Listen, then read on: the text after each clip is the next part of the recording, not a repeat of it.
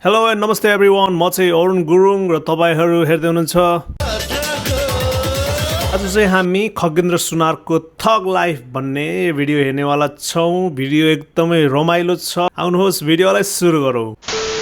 चालेन शाहलाई केपीसँग भिडाएर फेरि पराजित गराएर फेरि सांगीतिक यात्रा, मतलब कि यो र्यापै गाउने पेसामा फेरि फर्किन्छन् बालेन शाह भनेर भन्नुभएको छ एमालेका नेताहरूले। के सांगीतिक यात्रातिर फर्किने लयमा होइन? हामीले चुनाव हार्यौं भने त हामी र्याप गाउन फर्क्यौँला, हामी बजारमा फेरि पनि हिरो भएर आउँला, कलाकार भएर आउँला। तर उहाँहरूले चुनाव हार्नु भयो भने त फेरि दिल्ली बजार कारागार हो उहाँहरू त जाने। कम्तीमा हामी त बाहिर आउँदै गर्दा पनि हिरो भएर नै आउन सक्छौँ, फेरि कलाकार भएर पनि आउन सक्छौँ फेरि। तर उहाँहरू जताबाट आए पनि जाने भनेको फेरि त्यो दिल्ली बजार कारागारै हो। सुन्दरा कारागार सजिलो हुन्छ कि दिल्ली बजार कारागार हुन्छ कि वा नक्खु कारागारमा अस्ति रवि लामिछानेजी बसेको ठाउँमा सजिलो हुन्छ भने अहिलेबाट अग्रिम बुक गर्नुभयो भने तपाईँहरूलाई भोलि सहज हुन सक्ला। भोलि यस्तो पनि परिस्थिति आउन सक्छ कारागारभित्र नअटेर छुट्टै पाल्ना गरेर पनि राख्नुपर्ने हुन सक्छ। एमालेको बादशाह भन्नुभयो, अर्कोले आएर म एमालेको बाघ हुँ भन्छ, अर्कोले आएर म एमालेको सिंह हुँ भन्छ। त्यो बाघै भए पनि सिंहै भए पनि हामीले मान्यौँ महेश बस्नेत एमालेको बाघै हुनु होला, एमालेको सिंहै हुनु होला। तर बाघ भए पनि सिंह भए पनि जनावर त जनावरै हो नि। राष्ट्रिय स्वतन्त्र पार्टीमा चिया बेच्ने छन्, जुत्ता बेच्ने छन्, चामल बेच्ने छन्, सामान्य डोकोको भाँडाकुँडा बेच्ने छन्। तर काङ्ग्रेसमा हेऱ्यो भने कोही देश बेच्ने छन्, कोही आमा बेच्ने छन्, कोही बालुवाटार बेच्ने छन्, कोही व्हाइट बडी नै बेच्ने छन्। प्लेन चढ्दाखेरि चक्लेट खाने हो, सिँगै प्लेन नै खानेहरू छन्। नेपालको प्रधानमन्त्री भारत जाने बेला उताबाट 2टा छाउरो पठाउन तयारी गरिरहेको छ। अब यो भन्दै जाँदाखेरि ओहो प्रधानमन्त्रीलाई कुकुर दिएर प्रधानमन्त्रीको अपमान भयो भन्ने लाग्ला। प्रधानमन्त्रीको अपमान होइन, कुकुरको अपमान भयो क्या। यो बेलामा चाहिँ अब खै कुन चाहिँ प्रसङ्गमा भने होइन, कस्तो बोल्छ हो यो खगेन्द्र सुनार त भनेर चाहिँ जसरी भनिएको छ। अब यो पानमा यसको साइज बढाउँदा बढ्ने हो, घटाउँदा घट्ने हो। 4 सिटले 5 सिटले प्रधानमन्त्री खोज्न थालियो भने त हुँदैन। 4-5 सिटमा फिल्म त चल्दैन भने सरकार कसरी चल्छ? तपाईँ 4 जना मात्रै फिल्म हलमा जानुभयो भने फिल्म चल्छ त? चल्दैन। 5 जना मात्रै जानुभयो भने माइक्रो त हिँड्दैन भने सरकार हिँड्दैन।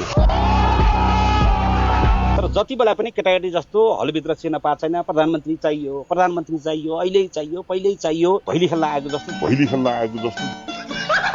अरू माननीयले गाडी ड्राइभर राख्छन्, ट्याटा टुटु देखिन्छ। हजुर आफै गाडी चलाएर हिँड्नु भएको छ। देश चलाउन हिँडे मान्छे गाडी चलाउनु त आफै चलाउनु पर्यो नि, होइन? तपाईँसँग कति छ सुन भन्ने छु? तपाईँ त सुनकै काम गर्ने।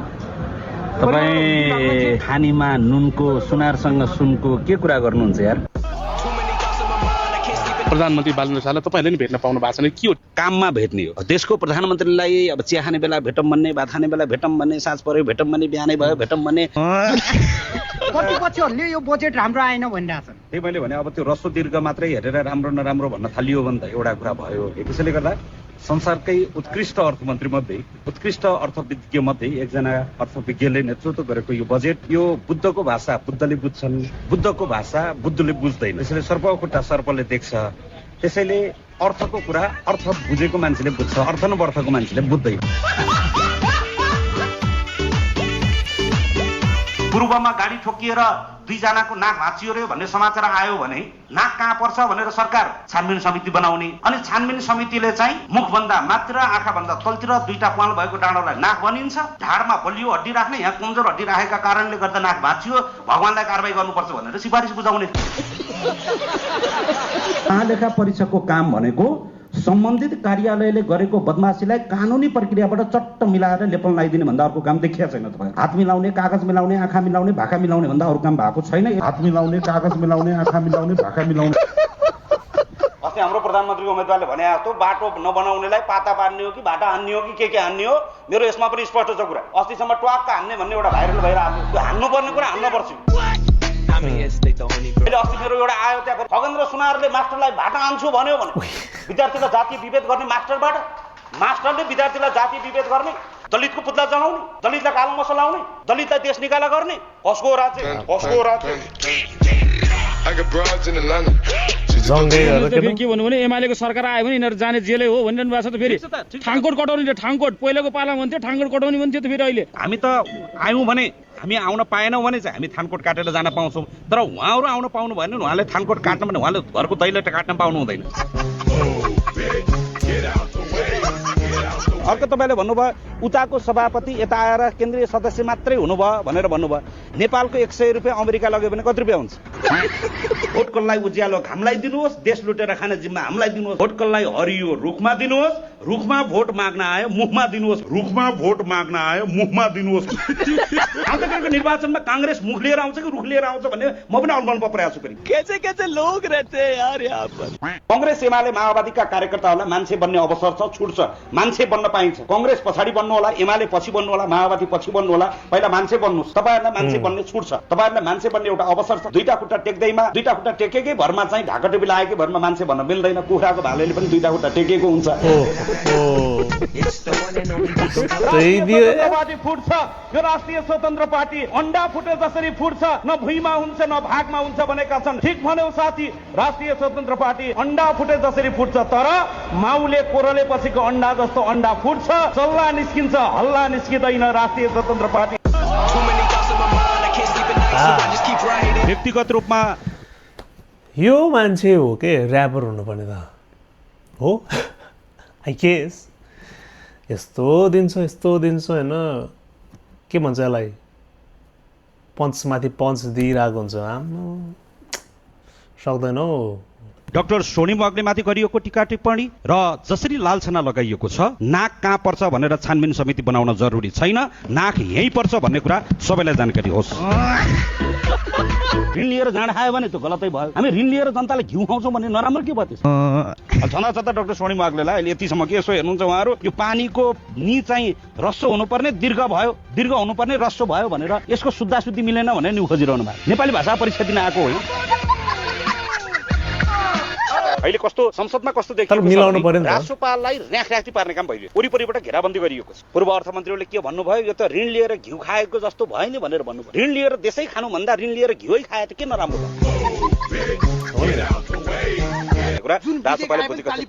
होइन? त्यो त डेफिनेटली हामी त सरकार हो, सरकारले ल्याएको कर्म विरोध गर्ने भन्ने हुन्छ र? हामी त सरकार पछिको सांसद हो हामी त। त्यो त डेफिनेटली तपाईँको बाको पछिमा बोल्नुभयो भन्दा किन बोल्नुभयो भन्ने हुन्छ र?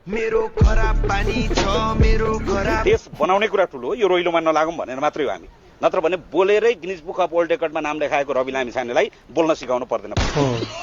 2015 सालको निर्वाचनमा जाँदै गर्दा नेपाली कांग्रेसले पहिलो बुदामा के लेख्यो आफ्नो घोषणा पत्रमा? भूमि नभएका किसानलाई जग्गा दिइनेछ भन्यो।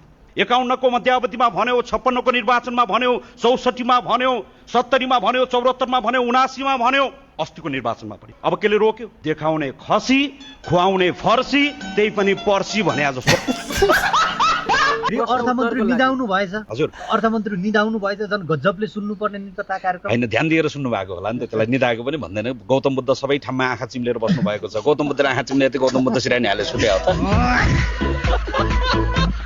जनताले केपी ओलीलाई जेल हाला भनेका छन्, भोट हाला भनेका छैन।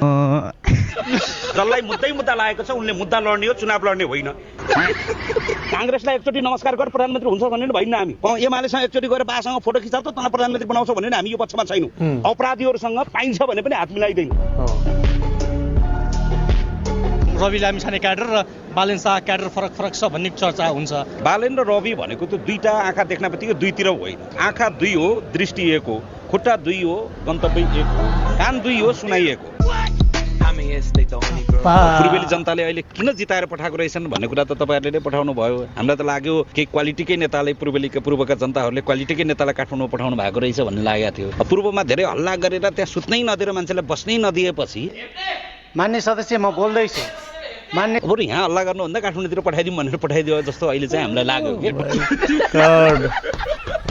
5 सिटमा प्रधानमन्त्री चाहिँदैन, 138 सिट चाहिन्छ कम्तीमा प्रधानमन्त्री पाउनु। मलाई त अहिले नि रहर छ होइन, अब त्यो रहरले हुने भएको भए त कुराले चिउरा भित्ने भएको भए। सुकुम्बासी हटाउने कुरा यो लामो समयदेखि थिग्रिएर बसेको कुरा थियो। यसको अपरेसनै गर्नुपर्ने थियो है। अपरेसन गर्दा जतिसुकै जान्ने डाक्टरले गरेको अपरेसनको बिरामी पनि अपरेसन सक्ने बित्तिकै जुरु उठेर हिँड्न सक्दैन। उपचार गर्न बित्तिकै किन यो उठेर हिँड्न सकेन त बिरामी भन्ने हुँदैन। कस्तो राम्रो होइन यो एक्जाम्पल चाहिँ गजब लाग्यो। यो होइन। अब खुर्सानीलाई पनि आदरणीय खुर्सानीज्यू तपाईँ पिरो भइदिनु हुन हार्दिक अनुरोध छ भनेर यो निवेदन लेख्ने कुरा चाहिँ यो हुँदैन। आदरणीय खुर्सानीज्यू तपाईँ पिरो भइदिनु हुन हार्दिक अनुरोध छ। खुर्सानी भएपछि पिरो हुनु कहाँबाट आउँछ यो मान्छेलाई यस्तो कुराहरू कहाँबाट आउँछ हो? अपरेसन गर्ने बित्तिकै त अब पेसेन्ट्सहरू त हिँड्दैन नि त होइन? एकैचोटि त सन्चो भएर हिँड्दैन, टाइम लाग्छ त्यसलाई रिकभर हुन। त्यसरी नै सुकुम्बासीलाई पनि एकैचोटि भत्काएपछि त्यसलाई मिलाउनुपर्छ भने जस्तै यहाँ पनि के भन्छ फेरि खोर्सानी के अरे पिरो, उसलाई पिरो भइ भन्नु पर्दैन अरे, आफै पिरो हुन्छ अरे। हो माई गड के भन्छ यसको यो मान्छेको सरी यो मान्छे खगेन्द्र सुनार हाम्रो माननीय ज्यूको चाहिँ दिमाग चाहिँ मान्नै पर्छ है, ओभर टक्कै लागिहाल्नु पर्यो। अहिले जिल्ला प्रशासनको गेटमा उभिएर भनिदिएको छु, कानुनले काम गर्छ, त्यो कानुनले काम गर्छ, गरेन भने यो स्थितिलाई भने यहाँबाट घिसारेर लिएर जान्छु यहाँबाट।